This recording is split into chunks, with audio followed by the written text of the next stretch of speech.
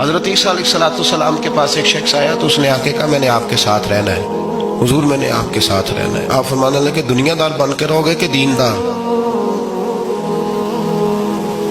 کہنے لگا جی میں دیندار بن کے رہوں گا۔ فرمانے لگے دنیا کی طلب نہ کرنا ورنہ میری صحبت میں نہیں رہ سکو۔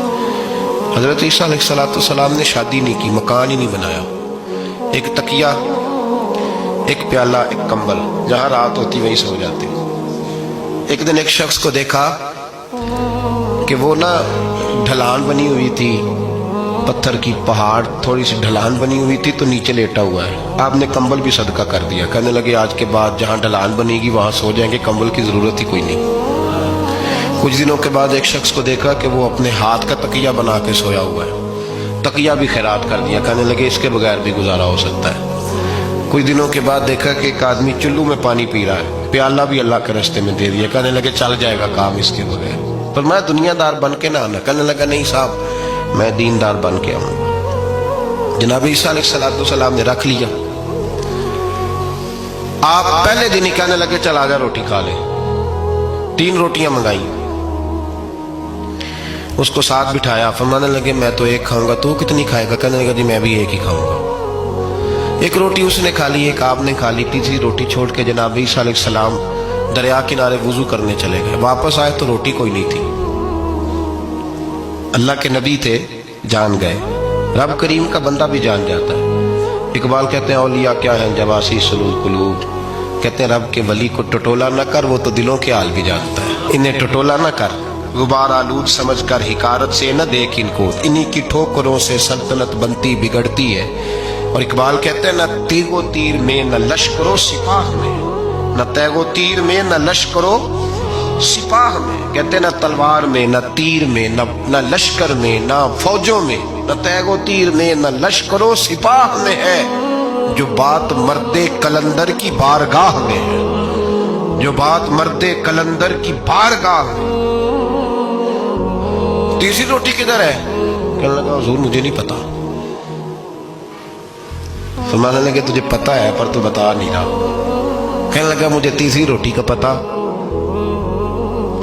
حضرت عیسیٰ علیہ السلام ایک ہرنی جا رہی تھی، اس کے ساتھ 2 بچے تھے، آپ نے ایک بچہ پکڑا، اس کو ذبح کیا، لکڑی جلائی، اس کو بھونا، اس کو بھی کھلایا، خود بھی کھایا، ہڈیاں جمع کر دی۔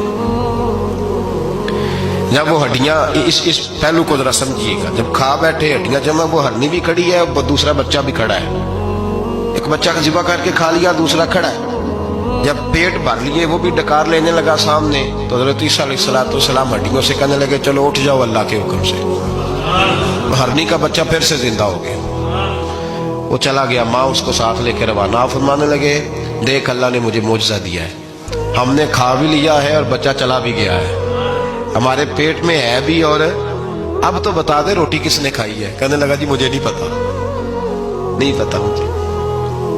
حضرت عیسیٰ علیہ السلام اس کو ساتھ لے کے بڑھے تو دریا کے اوپر، پانی کے اوپر پیدل چلنے لگے، دریا پار کر گئے۔ فرمانے لگے تو پانی پہ چلتا رہا ہے، سارا پانی کراس کر گیا ہے تو ڈوبا نہیں، اب بتا دے روٹی کس کے پاس ہے؟ کہنے لگا نہیں پتا، مجھے پتا۔ اللہ اکبر، کیا خوب لفظ کہہ گئے سجادہ نشین حضرت پیر میر علی شاہ صاحب رحمت اللہ علیہ، بے قدراں کچھ قدر نہ جاتی، کیتی خوب تسلی ہو، اے دنیا دار پجاری زردے کتے اندے گل ٹلی ہو۔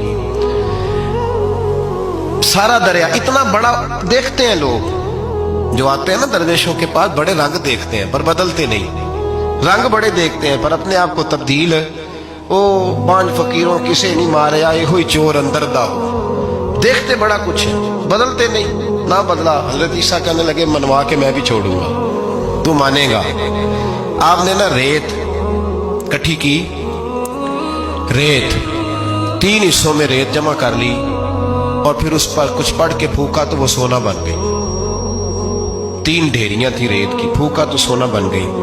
آپ فرمانے لگے یہ سونا تیرا، ایک ڈھیری تیری، ایک میری، اور تیسری اس کی جس نے تیسری روٹی کھائی ہے۔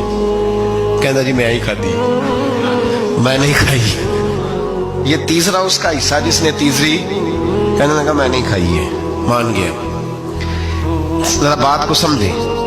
پانی پہ پیدل چلا ہے پر مانا دنیا دار ہے نا, مانا نہیں. ہرنی کا بچہ زندہ ہوتا دیکھا ہے پر مانا دنیا قابو آنے لگی ہے تو مان گیا ہے. کہنے لگا جی میں نہیں کھائی ہے.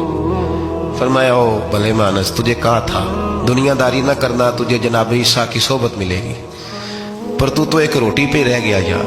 کہاں دنیا بار پجاری زرد